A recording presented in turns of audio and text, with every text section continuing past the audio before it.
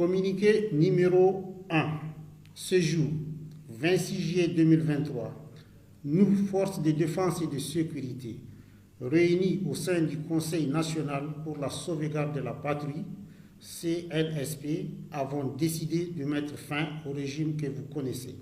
Cela fait suite à la dégradation continue de la situation sécuritaire, la mauvaise gouvernance économique et sociale. Réaffirmons notre attachement au respect de tous les engagements souscrits par le Niger. Nous rassurons la communauté nationale et internationale par rapport au respect de l'intégrité physique et morale des autorités déchues conformément aux principes des droits humains. Fait à Niamey le 26 juillet 2023, signé le président du CNSP. Communiqué numéro 2. Toutes les institutions issues de la 7e République sont suspendues. Les secrétaires généraux des ministères se chargeront de l'expédition des affaires courantes.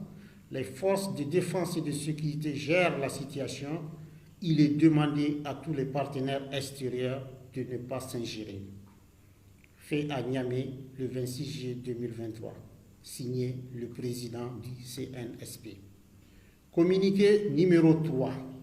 Les frontières terrestres et aériennes sont fermées jusqu'à la stabilisation de la situation. Un couvre-feu est instauré à compter de ce jour, de 22h à 5h du matin, sur toute l'étendue du territoire jusqu'à nouvel ordre. Fait à Niamey le 26 juillet 2023, signé le président du CNSP. Communiqué numéro 4. Malgré les injonctions du CNSP, conformément au communiqué numéro 3 du 26 juillet 2023, relatif à la fermeture des frontières aériennes et terrestres, il a été constaté que le partenaire français a passé outre pour faire atterrir un avion militaire de type A400M à l'aéroport international de Niamey ce matin à 6h30.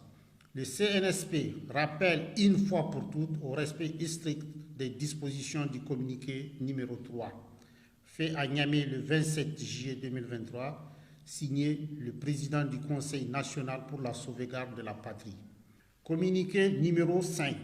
Toutes les activités des partis politiques sont suspendues jusqu'à nouvel ordre, fait à Niamey le 27 juillet 2023, signé le président du Conseil national pour la sauvegarde de la patrie.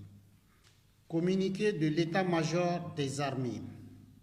Le commandement militaire des forces armées nigériennes, composé du chef d'état-major des armées et des chefs d'état-major d'armée, à l'issue d'une réunion tenue le 26 juillet 2023, est motivé d'une part par le souci de préserver l'intégrité physique du président de la République et sa famille, d'éviter une confrontation meurtrière entre les différentes forces qui, au-delà de ces derniers, pourrait provoquer un bain de sang et entacher la sécurité de la population.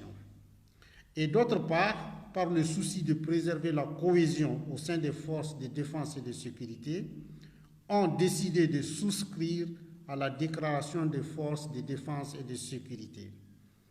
Toute intervention militaire extérieure, de quelque provenance que ce soit, risquerait d'avoir des conséquences désastreuses et incontrôlables pour nos populations et le chaos pour notre pays.